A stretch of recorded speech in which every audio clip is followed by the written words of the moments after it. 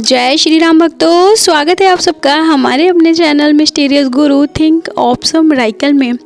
भक्तों, अगर आपका भी सपना है भारतीय प्रशासनिक सेवा तो आज का विशेष अंक आपके लिए है।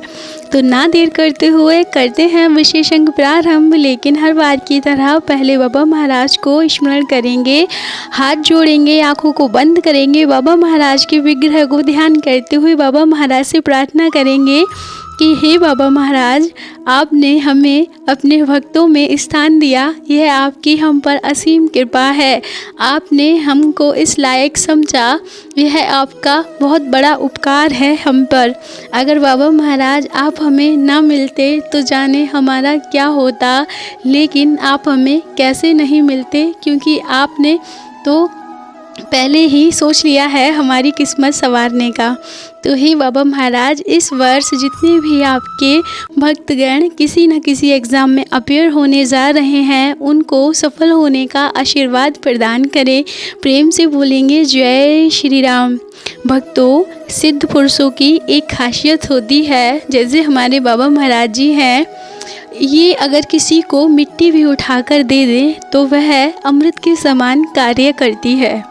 ऐसे ही अगर किसी सिद्ध पुरुष ने आपको कोई उपाय अगर बता दिया तो मतलब जैसे कि एक हम आपको बात बता दें, जैसे कि बाबा महाराज हो गए या फिर जितने भी सिद्ध पुरुष महान पुरुष हैं जिन्हें भगवान के दिव्य दर्शन प्राप्त हो चुके हैं या वह उनके अवतरित माने जाते हैं, उन लोगों को मतलब भगवान इतनी अथॉरिटी देते हैं कि वह अपने भक्तों के भलाई के लिए कुछ भी कर सकते हैं। अगर उन्होंने मिट्टी आपको उठा के दे दी और कह दी हाँ इससे आपका आराम होगा, इससे आपको फ़ायदा होगा, डेफिनेटली होगा, क्योंकि वह ऊपर से लिखा हुआ है।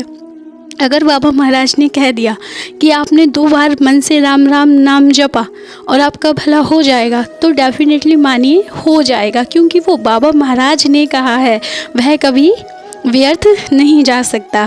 तो प्रेम से बोलेंगे जय श्री नीम करौली बाबा महाराज, क्योंकि हम लोग सच में इतने भाग्यवान हैं कि हम बाबा महाराज की शरण में हैं। इससे बड़ी कृपा और कुछ हो ही नहीं सकती, इससे ज़्यादा ब्यूटीफुल कुछ और हो ही नहीं सकता।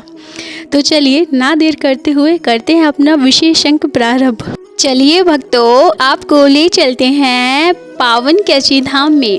कैची धाम में आज बाबा तखत के आसन पर विराजमान हैं और अनन्य भक्तगण बाबा की शरण में बैठे हैं और बाबा से अपनी अपनी मन की बातें, अपने अपने प्रश्नों को कह रहे हैं और उनका प्रत्युत्तर प्राप्त करके अपने अपने गंतव्य को लौट रहे हैं। परंतु एक युवक बाबा से कुछ नहीं पूछ रहा, वह अपने ही धुन में बैठा है और बहुत दुखी प्रतीत हो रहा है।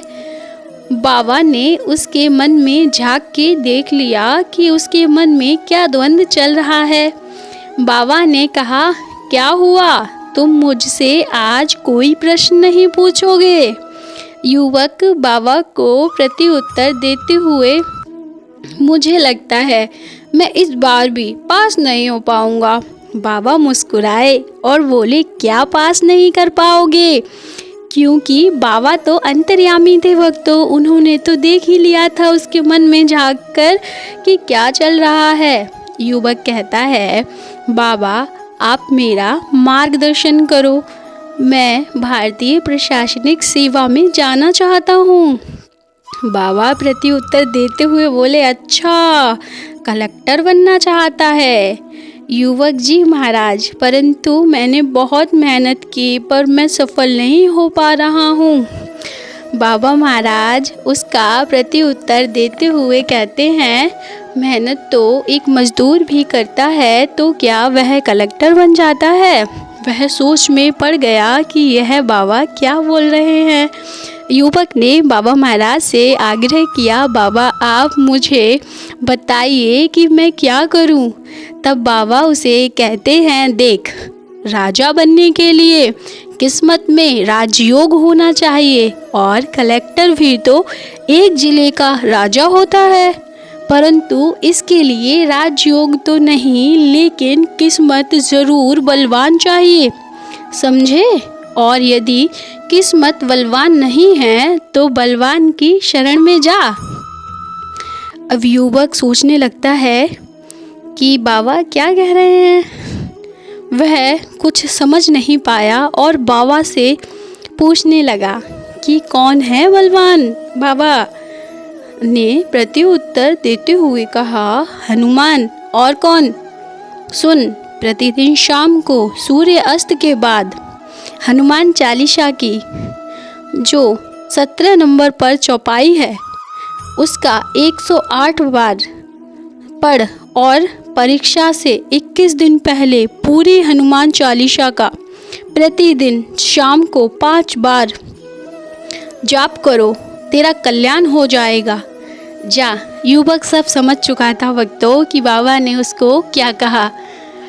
वह गया अपने घर पर और उसने प्रतिदिन शाम को हनुमान चालीसा की जो 17 नंबर संख्या पर चौपाई है, तुम्हरो मंत्र विभीषण माना, लंकेश्वर भय सब जग जाना, उसको पढ़ना प्रारंभ कर दिया। क्योंकि हनुमान जी की आज्ञा को, उपदेश को मानकर जब श्री विभीषण जी भी लंका के अधिपति हो गए तो हमारी तो इच्छा एक जिले का कलेक्टर बनने की है, जो कि एक राजा से थोड़ी कम है, लेकिन होती तो राजा समान ही है ना। तो जब वह राजा बन सकता है तो हम भी हनुमान जी को थोड़ा सा मना कर राजा बन सकते हैं। तो हमें करना ये है भक्तों, हमें अपनी तैयारी भी करनी है, पढ़ाई भी करनी है साथ ही साथ, क्योंकि हम सब जानते हैं जो हमारी किस्मत होती है वह बहुत बलवान होती है। किस्मत और समय कुछ भी बदल सकता है।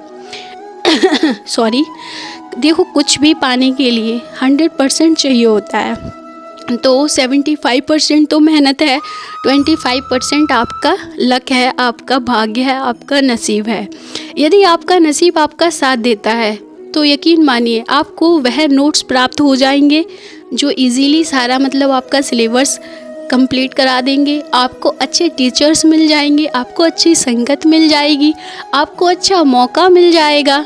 ठीक है ना, सारी चीज़ें आपको किस्मत अवेलेबल करा देती है। और जब किस्मत ख़राब होती है तब आप जानते ही हैं कि ब्रेकर ब्रेकर ब्रेकर ब्रेकर। और किस्मत अगर अच्छी होती है तो आपकी लाइफ में रास्ते में कोई भी ब्रेकर नहीं आता, आप एकदम सपाट चले जाते हैं और अपने लक्ष्य को हासिल कर लेते हैं।